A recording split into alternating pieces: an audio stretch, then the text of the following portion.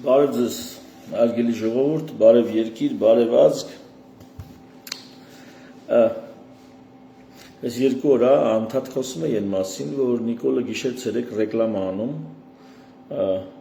Սամվել Կարապետյանին եւ Քոչարյանին, այսինքն ռուսական ուժերին, մի հատ էլ Գագիկ Ծառուկյանին ավելացրել ցուցակում։ Անընդհատ նրա մասին է խոսում, անկախ նրանից քննադատական է խոսում, թե այսպես քաջալերող գովասանքի խոսքեր է ասում, անկախ դրանից նա խոսում է նրանց, այսինքն ռեկլամ անում։ Այսպիսի մի ասացված կա, որ քաղաքական գործչի համար միայն մահախոսականն է, որը այսպես PR չի հանդիսանում, որպես գովազ չի հանդիսանում։ Միայն մահախոսականն է, որ գովազ չի հանդիսանում քաղաքական գործչի համար։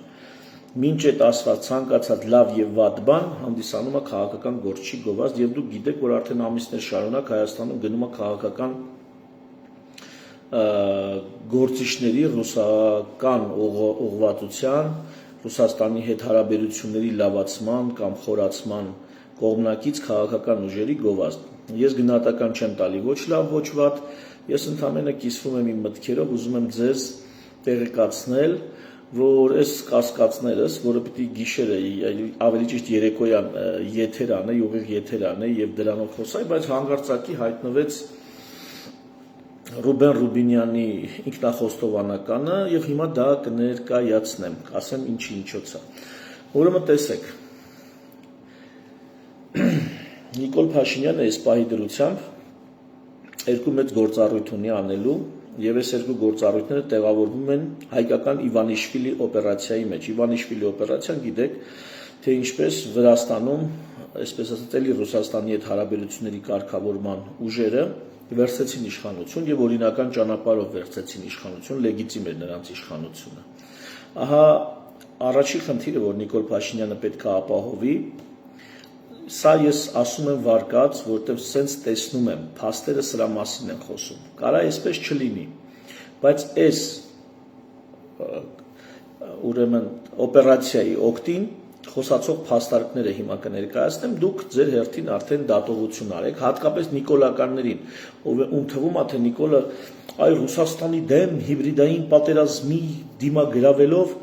ասկի Ադրբեջանի դեմ չի կարող հիբրիդային պատերազմի դիմագրավի,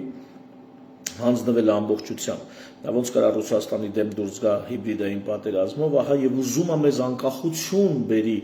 Այ նիկոլականները ժողովուրդ լսեք, էլի միջև վերջ լսեք, առանց թույն ու թարախի։ Ասում եմ, մի քիչ դժվար է ձեզ հետ տենց առանց թույն ու թարախի, բայց փորձեք լսել։ Ուրեմն երկու խնդիր ունի Նիկոլ Փաշինյանը լուծելու։ Առաջին, որ իշխանության փոխանցումը ռուսական կամ պրոռուսական ուժերին լինի լեգիտիմ, կասկածի տեղիք չլինի, դա չպետք է լինի բռնությամբ, դա չպետք է լինի հեղափոխությամբ, դա պիտի լինի լեգիտիմ, այսինքն մարդիկ պիտի գնան ընտրատեղամաս եւ քվեարկեն Սամվել Կարապետյանի, Ծառուկյանի, Քոչարյանի օգտին եւ նրանք կհայտարարեն իրանց վարչապետի տեխնացուին մեկ անձի ներքո կձևավորեն կառավարություն։ Սա այնա, ինչ որ պիտի անի որպես առաջին պայման Նիկոլ Փաշինյանը։ Իհարկե, եթե գան այդ ուժերը, օրինակ Զանգեզուրով անխոչնդոտ անցումը անցնելու է արդեն ռուսական խավորության տակ, եթե չի էլ անցնելու, գոնե Ռուսաստանը տեղ փայատեր է դառնալու ու չի կարա փայատեր չլինի Ռուսաստանը տեղ։ Հիմա ասենց კი երկարի որ ասեմ, բայց այդ ճանապարհը որ գծել են, այս պահին FSB-ն է կանգնած այդ ճանապարհին, ու միջև FSB-ին չհանես ընդեղից, չես կարա տեղով ամերիկյան ինչ-որ թեկուզ մասնավոր կազմակերպություն բերես տեղավորես։ Այսինքն Ռուսաստանը ասենց հանգիստ որ կողից նայում է, որտեղ նայում է այնտեղ FSB է կանգնած։ Իսկ FSB-ն հանելու համար դա արդեն մի հատ ուրիշ լուրջ քաղաքական որոշում է, որ պետք է կայացվի, եւ դրա տակից պետք է դուրս գա Հայաստանը, ում տնտեսությունը հատկապես Նիկոլ Փաշինյանի իշխանավարման տարիներին գնացե ու ել ավելի է կախվածության մեջ ընկել, հայտնվել Ռուսաստանի տնտեսությունից։ Հիմա տեսեք, սա առաջինը որ պիտի անի եւ երկրորդ քայլը որ պիտի անի, այս ընթացքում պետքա Նիկոլ Փաշինյանը ապահովի, որ հանգարց Ադրբեջանը չհարձակվի, որովհետեւ այն որ ասում էր ամենաուշը սեպտեմբերին պատերազմ կլինի, այնուամենայնիվ չի ասում, բա ամենաշուտը երբ կլինի այդ պատերազմը։ Չէ, եթե ամենաուշը սեպտեմբերին, բա ամենաշուտը երբ։ Կարող է ամենաշուտը ապրիլին, կարող է ամենաշուտը մայիսին, կարող է ամենաշուտը հունիսին, ամենաշուտը երբ, լավ ամենաուշ սեպտեմբերին։ Սա էլ սենց մի դրվագ, որին խնդրում եմ ուշադրություն դարձրեք։ Եվ որպեսզի այդ պատերազմը չլինի, իսկ Ադրբեջանը ինչի պիտի պատերազմ անի, որովհետև ասում եմ, այն կդրած կապած Ամերիկայի հետ, ըստ երևույթին վերանայվելու է։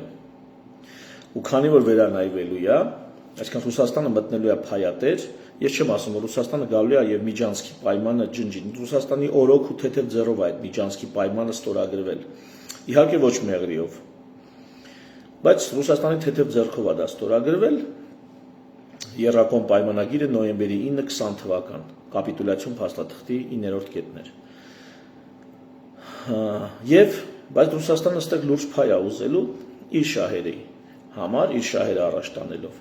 Եվ միգուցե այդքան տեղ արդեն Ալիևին սա դուր չի գալիս։ Իսկ ինչի պիտի հանգարցակի այսպես Հայաստանը կամ Նիկոլ Փաշինյանը փոխի իր մոտեցումները օգոստոսից մինչև հիմա, որովհետև Իրանում պատերազմը եւ չգիտես դեռ ինչ կլինի։ Այսինքն կարծում եմ շատ բան էլ այս ծրագիրը կիրականացնեն, թե չէ կախված է Իրանում պատերազմի ելքից։ Ահա թե ինչի եմ ասում, միջև աշխարհքաղաքական, արտաքին քաղաքական այդ Ռուսաստան, Արևմուտք, Եվրամիություն արհեստական դիլեման քննարկեք, այդքան հասկացող եք, քննարկեք Իրանի հետ ոնց ալնելու։ Որտեղ Իրանի հետ պատերազմի ելքից է կախված, իրոք, մեզ մոտ շատ բաներ, որովհետև մեր արտաքին քաղաքականությունը չի ձևավորվում, նույնիսկ մեր ներքին քաղաքականությունը չի ձևավորվում Հայաստանի Հանրապետությունում, այդ ամբողջ օրակարգերը մենք չենք որոշում, այլ որոշվում է դրսում։ Ուժային կենտրոններ կան դրսում, նրանք են որոշում, ոչ թե մենք։ Եվ ահա, տեսեք ինչ է, այս երկու բանը Նիկոլ Փաշինյանը պիտի քարոզարշավանի, հոճեյանալով Ադրբեջանին, բոլոր ադրբեջանական թեզերը ցույց տալով, անընդհատ ցույց տալով, որ ինքը Ղարաբաղցիներին է դեմ, ցեղասպանության համար ուրեմն արտահայտվող գիտնականներին է դեմ, ամեն ինչին դեմ է։ Ես արդեն ասել եմ այն մասին, որ եթե սա լիներ ոչ թե ՀՀ ազգային ժողովի ընտրություններ, այլ ասենք Ադրբեջանի Մեջլիսի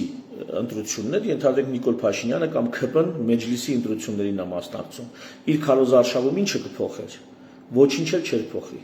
Այսինքն ամբողջ կոնտենտը, ամբողջ բովանդակությունը քարոզարշավի, որ իրականացնում է քաղաքացիական պայմանագիր կուսակցությունը, տեղավորվում է Ադրբեջանում Մեջլիսի համար պայքարի, այսինքն լրիվ պրոադրբեջանական է։ Ինչի, այ մարդ հարց առաջանում չէ, ինչի։ Ու կարծում եմ, հենց դրա համար, որպեսզի Ադրբեջանը հանգարց առիթ չունենա ագրեսիա դրսևորելու, միջև կհասնենք ընտրությունների օրը։ Իսկ ինչի չենք հիմա արագացնում ընթացքը, որտեղ եթե արագացնենք ընթացքը, եթե հրաժարական տա եւ այլն,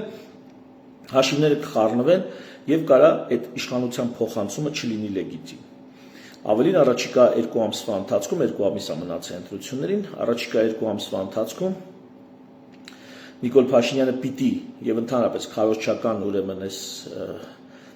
պայքարը պիտի ընթանա այն ուղղությամբ, որ ավելի ու ավելի բարձրանա Սամվել Կարապետյանի, Ռոբերտ Քոչարյանի, Ծառուկյանի, միգուցե այնտեղ նույնիսկ Արման Թաթոյանի, միգուցե այդ ուժերին միանա Հայկը Մարության, մի խոսքով, այսինքն իրենց ցկվեները տան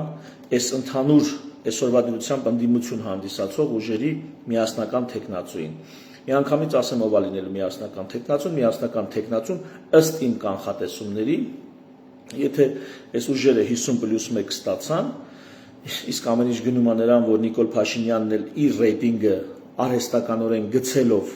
եւ նրանց ռեյտինգը բարձրացնելով հասնելու է այդ արդյունքին, որ նրանք ձգտելու է համենայն դեպս, որ նրանք ստանան այդ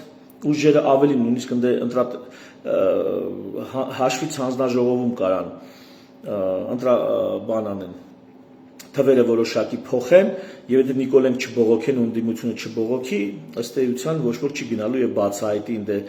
մի քանի քվե էս կոմենկոմ արվածա թե չէ, ահա միասնական տեխնացիոն այսօրվա ընդդիմության իմ կարծիքով լինելու է Կարեն Կարապետյանը, նախկին վարչապետ, Երևանի նախկին քաղաքապետ։ Իմ կարծիքով նրան են տալու վարչապետությունը, եթե արդեն տեսնում են, որ իրոք իշխանություն է վերցնում։ Եվ ինձ թվում է Նիկոլ Փաշինյանը այս ամեն ինչին շատ լավ տեղյակ է եւ այս օպերացիան միգուցե ոչ միակ տարբերակ, բայց համենայն դեպս այս օպերացիան իրականացնում են եւ էականորեն սրա վրա կարա ազդի Իրանում հնարավոր զարգացումները։ տարածաշրջանում ընդհանրապես տրամադրություններն ու վիճակը կախված է լինելու Իրանի զարգացումներից։ Հիմա այս ամեն ինչը մտածել էի, որ պիտի խոսեի բանում, մեկ էլ Ռուբեն Ռուբինյանը մտնում է սկսում խոսալ։ Հիմա մի հատ ասեմ ինչի մասին է խոսքը։ Ուրեմն Նարեկ Կարապետյանը, Սամվել Կարապետյանի եղբորորդին, դնեմ սա տեսնեք, հա, այսպիսի բան է ասում, 3 կարծեմ, որ հա, մեղադրում են, ասում են, իբր թե նրանք Քոչարյանին են տալու ձայները, ոչ Քոչարյանին չեն տալու ձայները։ Նարեկ Կարապետյանն էլ ասում է, որ դա սուտ է, բամբասանք է, գրազ եմ գալի, որ տենց բան չի լինի, մի հատ լսեք ինչ ասում։ Բան չգտնելով մեր վրա, Սամվել Կարապետյանը անցած ամբողջ ուղու վրա մի հատ թերություն չգտնելով ասում է, որ Կարապետյանը կարող է իր ձայնը տա, օրինակ Ռոբերտ Քոչարյանին։ Լսել եք։ Շորջան, դա ապացույցն է, որ բան չեն կարողանում Կարապետյանի վրա գտնել։ Հիմա ես ձեր մոտ հայտարարում եմ։ Մենք ուժը ձայնը տալու է Սամվել Կարապետյանին, որպես Հայաստանի վարչապետ։ Ո՞վ ձեզ ասի, որ կասկածի ասեք Նարեկը գրազ է գալիս։ Ինչքան ինչ գրազ ուզում են, թող ասեք։ Ու գրազը դուք կվերցնեք հաղթելուց հետո։ Շատերը Հա, հիմա էսի տեսանք արդեն, հա, որ Նարեկ Կարապետյանն ասում է գրազ եմ գալի այ մարդ։ Թեև Քոչարյանի համար է այստեղ խոսակցությունը, բայց համենայն դեպս ընդհանուր է արտահայտում, որ լինելու է Սամվել Կարապետյանը։ Մենք բոլորս էլ գիտենք, որ Սամվել Կարապետյանը չի կարա լինի վարչապետ։ Չեն կարա այ մարդ, օրենքով արգելված է։ Ոնց ասեմ, խորք փիլիսոփայությունը քաղաքական դրա չեմ ասում, թողենք մի կողմ, բայց ով կարա լինի վարչապետ։ Որքան գիտեմ, ըստ ինձ հասած տեղեկությունների, Կարեն Կարապետյանը, իդեպ նրա դեմ ես հիմա բան չեմ ասում, դա էլ ուշադրություն։ Կարեն Կարապետյանը, թե Հայաստանում գտնվելու իր ժամկետ, այսինքն այն ամեն ինչին անհրաժեշտ է վարչապետ լինելուն խոչընդոտ, որպեսզի չհանդիսանա, այդ ամբողջ անհրաժեշտ ժամկետները Հայաստանում գտնվելը, քաղաքացիությունը, այդ ամեն ինչը Կարեն Կարապետյանը պահում է։ Այսինքն ինչքան որ ես գիտեմ, Կարեն Կարապետյանի հետ կապված խոչընդոտ չկա, որ նա ցանկացած օր կարա ընտրվի Հայաստանի Հանրապետության վարչապետ։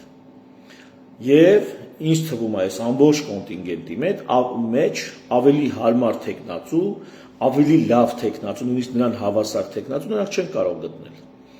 որը եւ կլինի որոշ չափով ժողովրդի համար տանելի, հանդուրժելի կամ նույնիսկ ընդունելի, նույնիսկ ցանկալի, տարբեր են մարդիկ եւ ճաշակները։ Եվ մի խոսքով շատ հարցեր Կարեն Կարապետյանով փակվում են։ Այստեղ իհարկե նիկոլականները շարունակելու են որպես ընդդիմություն, իմ կարծիքով, նրանք լինելու են ընդդիմություն, նրանք շարունակել են իրենց քաղաքական գործունեությունը ճիշտ այնպես, ինչպես Նիկոլ Փաշինյանից հետո, ասենք Սերժ Սարգսյանն ու Քոչարյանը իրենց թիմերով շարունակեցին լինել որպես ընդդիմություն եւ նրանց ըստ էության ոչ ոք չասեց աշկիտ վրա ունք կա։ Ահա անվտանգության երաշխիքներով էլ եւ պաշտոնավարման շարունակությամբ էլ սա անելու են։ Նիկոլենք դենտեղ կբացատրեն, կասեն, կարթարանան ինչ կանեն, դի հարցի մյուս կողմն է։ Այս մի վարկած է, էլի մի սցենար է, որը ծերից ծեր եկեք քննարկենք։ Հիմա այս սցենարի օգտին ինչ մի հատ նոր փաստ եղա, որ ես էլ այսպես ափալ-թափալ վերև կացի ելույթ եմ ուղիղ եթեր եմ անում, իդեպ մարդիկ որ կասեն գնա քո գործով զբաղվի եւ այլն, ժողովուրդ ջան, դուք գնացեք ձեր գործով զբաղվեք, եթե չեք ուզում նայեք։ Ես իմ գործերը հարմարացնում եմ այնպես, որ այնուամենայնիվ շանքից ջուր խմելով հասցնեմ թե քաղաքականություն անել, թե մարդկանց բուժել։ Այնպես որ այս հարցերը։ Հիմա տենանք, էսի ընդհանրապես իմիջայլոց, հիմա տեսնենք ինչ է ասում Ռուբեն Ռուբինյանը ու սկսենք մեկնաբանել, հա։ Նայեք։ Հիմնի ղեկավարի որդին եւ համատեղության կարգով ռուսաստանցի օլիգարխի Նարեկ Կարապետյանի հետ հրապարակային հայտարարել է, որ ինչի վրա մարդիկ ուզում են գրազը գալիս, որ իրենք ընտրություններից հետո իրենց քվեն չեն տալու այլ մարդու, այլ տալու են Սամվել Կարապետյանին որպես Հայաստանի հաջորդ վարչապետ։ Հրապարակային ընդունում են գրազի առաջարկը եւ պնդում են, որ իրենք ընտրությունից հետո անկախ ընտրությունների արդյունքներից ուզում են 100% քվե հավաքեն, իրենց ձայնը տալու են ոչ թե Սամվել Կարապետյանին որպես հաջորդ վարչապետ, այլ մարդու։ Գրազ են գալիս $1 միլիարդ։ Ուշադիր, ոչ թե Քոչարյանին, այլ մարդու։ Այսինքն իրանք էլ գիտեն, որ ծրագրում այլ մարդ կա, ոչ թե Քոչարյանը։ իրանք հիմա էլ գիտեն, բամբասում են, հերյուրանքներ են տարածում, թե իբր թե Քոչարյանին պրեզիդենտ է, բայց իրանք մեջ իրանք գիտեն, որ այդ մարդը Քոչարյանը չի։ Իրանք գիտեն այդ մարդը ով է։ Ասեցի իմ կարծիքով Կարեն Կարապետյանն է։ Եվ ինքը ստեղ գրազագալի, նայեք ինչ վստահությամբ, որ դա կարծես թե եղած փաստ է։ Միամիտ թարսին ընկել են հակառակն են խոսում, բայց եթե այս մարդիկ որևիցե պլան չունեն իշխանությունը հանձնելու, սենց բանի վրա գրած կգան, որ իշխանությունը չեն տալու իրանց։ Գրած կգան, որ իրանք հաղթելու են։ Գրած կգան, որ Նարեկ Կարապետյանը եւ իր քաղաքական թիմը չի կարա այ մարդ խորհրդարանում մեծամասնություն վերցնի կամ 50+1% վերցնի անդիմադիր այլ գործիչների հետ միասին։ Նրանք տես բաների վրա գրած կգան։ Բայց ինչի վրա է գրած գալի։ Ասում եմ նույնիսկ եթե 100% հավաքեն, այսինքն 50+1%-ը արդեն իրանք ստատիստիկայով պարզավորում են։ Այս գոնե Ռուբեն Ռուբինյանը հիմա որ խոսում է, ինքը այն դիրքերից է խոսում, որ Սամվել Կարապետյանի, Քոչարյանի, Ծառուկյանի, էլի եմ ասում, դե կարա Թաթոյանը լինի, էլի ուժեր, որոնք կմիանան իրանց ձայնը կտան։ Այս ամեն ինչի 50+1%-ը ըստ նրա ներքին տրամաբանության, մի հատ պատկերացրեք, էլի ասում են հոգեբանությունը ստեղ նայեք։ Դա արդեն կայացած է։ Ու ասում է գրած եմ գալի, որ դուք տալուս եք ուրիշ մարդու, այսինքն պլանը ինքը գիտի, ծրագիրը ինքը գիտի եւ գիտի, որ այդ ուրիշ մարդ է լինելու եւ դա, ելի ասում, կարծում եմ Կարեն Կարապետյանը, հիմա լսենք շարունակությունը, կներեք։ Օրենքդրությունից հետո, անկախ դրությունների արդյունքներից, ուզում եմ 100% քվե հավաքեն, իրենց ձայնը տալու են ոչ թե Սամվել Կարապետյանին, որպես հաջորդ վարչապետ, այլ մարդու։ Գրած են գալիս $1 միլիարդ վրա։ Պայմանը հետևյալն է, եթե իրենք են պարտվում, $1 միլիարդ անհապաղ մուծում են Հայաստանի Հանրապետության պետական բյուջե, այսինքն տալիս են ժողովրդին։ Եթե ես եմ պարտվում, սպիտակ թղթի վրա ինչ ուզում են թող գրեն կանեն, թող գրեն ինքնասպան կլինեն։ Հիմա ժամը 10:15, 12 ժամ են տալիս հրապարակային հաստատելու համար գրածը։ Եթե մինչև երեկոյան 10:15 չհաստատեն գրածը, կֆիքսեն, որ նրանք օդ են, ինչպես իրենց։ Նայ, իրանք օդ են այն դեպքում, եթե գրածը չմտան գրածի մեջ, այսինքն այս մարդը վստահ է, որ իրանք կրվելու են, վստահ է, որ նրանք կրելու են։ Ու ասում են, նա իա միջև 12-ը ժամանակ եմ տալի, դե գրած արի, $1 միլիարդ վրա գրած եմ գալի։ Պատկերացնեք, սենց գրած կգա այն դեպքում, երբ որ ներսից inside ինֆորմացիա ունի, որ պլան է գնում ու եւ նրանք պետք է հաղթեն։ Եվ քանի որ նրանք շշկռե բերաններից բաց են թողել, որ գրած են գալի $1 միլիարդի վրա, որ չենք տալու ոչ մեկի, սա էլ ասում է դե արի գրած գան։ Եթե սա մտածի, որ Ռուբեն Ռուբինյանը մտածի, որ բան չի, օթում խոսալա, կասի դուք օդ եք, չէ ասում, դուք օդ եք այն դեպքում, եթե վախենակ իմ հետ գրած գաք։ Հասկանում եք ինչը, ներքին ինֆորմացիա ունի, պախոդու անձնական, այդպես քաղաքական կապիտալ է ձևավորում, տպավորություն ռեյտինգ է ձևավորում, այդ ներքին ինֆորմացիայի վրա գրած է գալի մարդը։ Այն մասին, որ հա, կներեք, իմ Facebook-յան ընկերներից նոր հարց էին գրել, որ Կարեն Կարապետյանը ասել է, որ չեմ մասնակցի, հարազատություն, բանը, Կարեն Կարապետյանը կարա շատ բան ասի, այստեղ խաղադրույքները խիստ բարձր են, խաղադրույքները ոչ թե Հայաստանի ներքաղաքական, այլ աշխարհ քաղաքական եւ տարածաշրջանային լուրջ քաղաքականություն, ընդհուպ միջև ռազմական գործողություններ, պատերազմ Իրանում։ Այդ կոնտեքստում նայեք ինչ խաղադրույքներ են դրած։ Մենք տենց իրականությունից գտեղված ցավին անտարբեր դավին անտեղյակ սենց նստել ենք, բայց էսի մի շատ լուրջ սցենար, որ արդեն գծված է եւ բոլոր պարամետրերը կան, որ այս սցենարը կյանքի կոչվի։ Եվ Նիկոլ Փաշինյանը շարունակելու է գովազդել Սամվել Կարապետյանին, Ծառուկյանին, Ռոբերտ Քոչարյանին եւ էլի ուժերի, եթե այդպիսիք լինեն, իսկ ես կարծում եմ, որ այդպիսիք կան, եւ էլի ուժերի, ովքեր միասնական տեխնացույով, ուրեմն միասնական տեխնացույով պիտի 50+1% հավաքեն։ չհաշված, որ կա երկրորդ փուլ, այսինքն եթե չստացվի ոչ մեկի մոտ, ոչ մյուսի, երկրորդ փուլով կարան այդ ծրագիրը իրականացնեն, բայց մեծ խնդիրը, որ առաջին դա լինի լեգիտիմ, այսինքն իրոք այդպես ներկայացվի, որ արդար էր այդ հաղթանակը, դե հիմա ժողովրդի ցանկությունն էր, եւ երկրորդ, որ այդ ընթացքում Ադրբեջանը չհարցակվի այն հիմքով, որ Հայաստանը պայման է խախտում միջև այս ձեռք բերված պայմանավորվածությունների մեջ։ Հետագայում արդեն կարծում եմ Ռուսաստանն է գարանտ կանգնելու, որ չհարցակվեն։ Դրա համար այդքան վստահ են։ Նիկոլ Փաշինյանը ազնիվ չի, ասում եմ, եթե չլինի պատերազմ կլինի, պատերազմ կլինի կամ մյուս հարցը, որ Հայաստանի անկախության հասնա։ Այսինքն եթե պատերազմը կանխելու համար Ռուսաստանն է գարանտ կանգնում, բնականաբար Հայաստանից վերցնելու է որոշակի կամ էական սուվերենություն։ Նույն կերպ, եթե գարանտ է կանգնում Արևմուտքը, նա էլ իր հերթին իր սուվերենությունն է վերցնում։ Նրանք բիզնեսմեն, պրագմատիկ մարդիկ են, թե մեր ժողովրդին ամեն մեկը ցանկանում է հեքիաթային ներկայացնի քաղաքականությունը, տիպը Արևմուտքը տենց բարի է, Ռուսաստանը չար է, այնտեղ հրեշ է, այնտեղ ասպետ է, սպիտակ ձիով կամ չգիտեմ գեղեցկուհի է, ժողովուրդ սա շատ պրագմատիկ, շատ կոշտ, հազարավոր կյանքեր անտեսող, մարդկանց տառապանքի վրայից քայլող, գերնպատակների արդյունքի վրա ուղղորդված, ցանկացած գնով արդյունքի հասնող խաղ է։ Սա այդպիսի խաղ է։ Ու տարածաշրջանում եթե պատերազմ կա, ուրեմն իմացեք,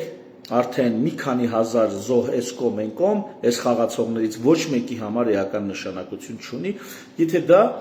իրանց երկրներում իրանց պրոպտի նման չի շպրտի աթոռներից։ Հիմա այս ամեն ինչը իմ մի սցենար շատ հավանական, որ արդեն գծված է եւ արդեն իրականացվում է Նիկոլ Փաշինյանի կողմից։ Եվ այդ Ռուսաստան Պուտինին զանգելը, այդ առաջիկայում Ռուսաստան գնալ գալը, այդ ամեն ինչ այս կոնտեքստում է։ Վերջին հաշվով ինչքան էլ Նիկոլ Փաշինյանը ղժղժա ազգային ժողովում, Ռուսաստանը եթե չուզեր, Նիկոլը այստեղ չէր դառնա վարչապետ։ Նիկոլը ընտրություններով չդարձավ վարչապետ։ Նիկոլին նշանակել է հանրապետական կուսակցությունը, ով ուներ իշխանություն վարչապետ նշանակելու։ Այն հետո մնացածը արդեն տեխնիկայի հարց էր, այսպես ինստինկտյան գլորվելով գնաց։ Բայց մայիսին 2018 թվականի մայիսին Նիկոլի վարչապետ դառնալը դա կոնկրետ Ռուսաստանի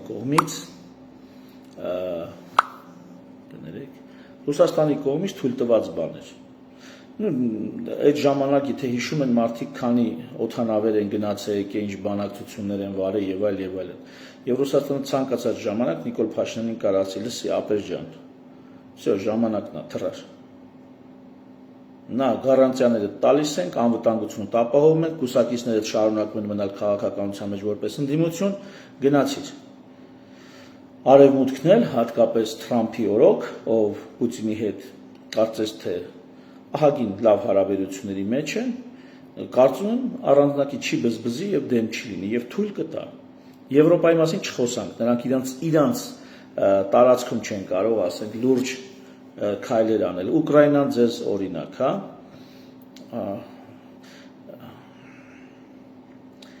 Թրամփի օրոք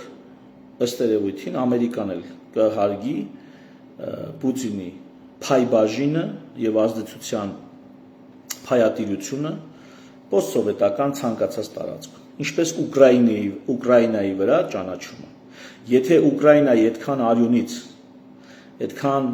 պատերազմից, այդքան զոհերից ու զրկանքներից, այդքան ավերվածությունից, ամբողջ եվրոպական աշխարհի այդ աստիճան ներգրավվածությունից, ՆԱՏՕ-ի կողմից այդքան աջակցությունից հետո Թրամփը պատրաստ է կանգնի եւ այսպես պրագմատիկ նայի, ասի դե հա պոստսովետա դու կարաս ստեղ մի քիչ քեզ քո ուզածով լինի, եթե կարա Թրամփը այդքան բանը Պուտինի կամ Ռուսաստանի իրավունքներ որպես ճանաչի, ապա Հայաստանի տարածքում ինչ է որ չճանաչի։ Այդ մի քանի կիլոմետր մեղրիով ճանապարհն է, այս ամբողջ Օրմուզա փակած։ Օրմուզի ջրանցքա փակած, նեղուցա փակած, կներեք ջրանցք չի։ Օրմուզի նեղուցա փակած։ Թրամփը Օրմուզի նեղուցի դարդը հիմա թողած, մտածելու է թե մեղրիով են որ 76% տոլի 74% 26% բան էինք պայմանավորվել դա ոնց պետք է լինի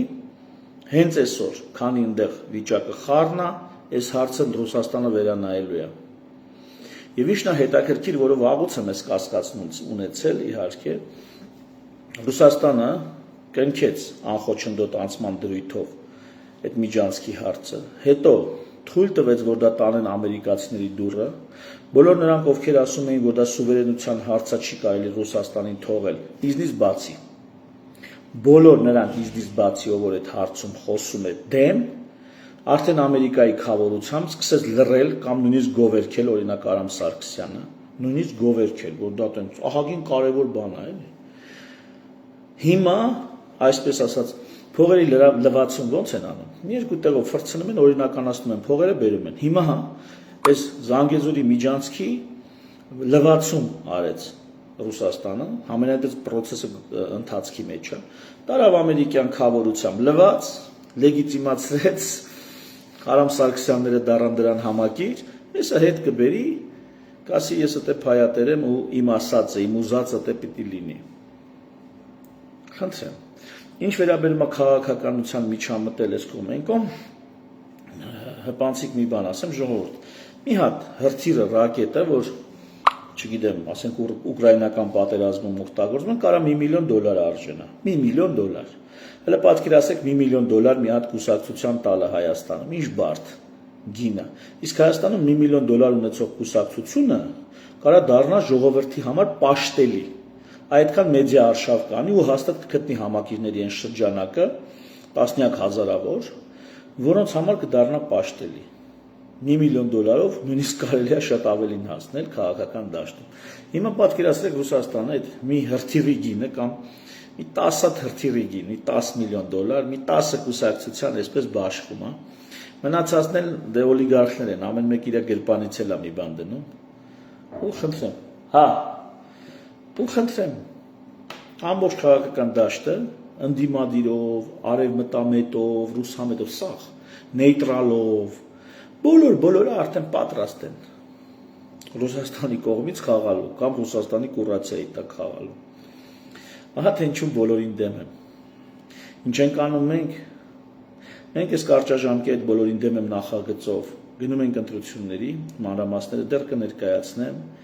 իսկ երկարաժամկետում այնուամենայնիվ ուզում ենք մեր ժողովրդից, մեր մշակութային ժողովրդից կերտել քաղաքական ազգ, մշակութային ինքնությունը իհարկե սրբորեն պահելով, բայց մեր մշակութային ժողովրդից զարգացնել քաղաքական ազգ, միգուցե երբ մենք կկերտենք, երբ այդ ճանապարհը դժվար, շատ դժվար, բայց համառություն ու ջանք պահանջող այդ ճանապարհը երբ մենք կկերտենք, կանենք, երբ կունենանք այն քաղաքացին, որը գիտի թե ինչ է ընտրությունը, ընտրական իրավունքը, ու կրիտիկական զանգված, շատերը հիմա էլ գիտեն։ Երբ կզգանք կրիտիկական զանգված այդ քաղաքացիներին, օրը չէ մի օր կվերցնենք նաև իշխանություն ու կառաջնորդենք մեր երկիրը դեպի ուր ասեմ, դեպի երկիր նայիրի, ասենք թե։ Պետությունը ամեն օրվա ջանք է, երբեք որևիցե պայմանագրով չի ավարտվելու պայքարը, ուզում ենք սեփական պետություն, պիտի ամեն օր պատրաստ լինենք ներդրում ու ջանք թափելու, ամեն օր, չի ավարտվելու սա, չի լինելու մի խաղաղության պայմանագիր, մի ընտրություն, այդ ընտրությանը կգնա կքվեարկեք ու պրծ, ցրվանք տներով, երբեք դա չի լինելու։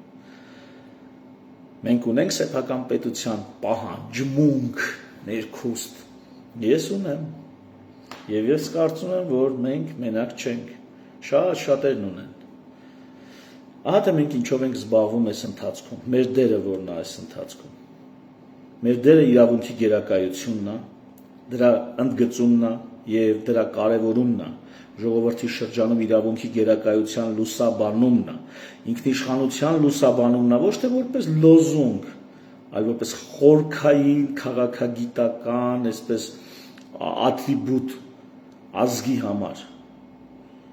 պետության համար, պետական ազգի համար եւ ազգային պետության համար թերևս։ Չնայած այդքան չեմ կարևորում, որովհետեւ կարծում եմ ցանկացած պետություն ազգային է։ երբ մարդիկ պետականորեն կազմակերպվում են, դառնում են ազգ։ Ահա թե ինչու ցանկացած պետություն ազգային է։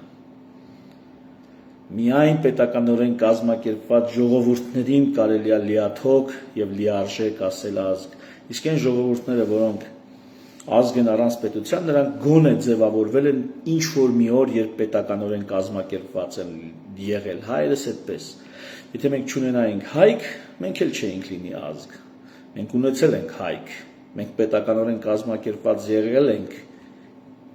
դարեր շարունակ եւ այդտեղ է ձևավորվել ազգը։ Եվ հիմա պետք է շարունակենք այդ աշխատանքը։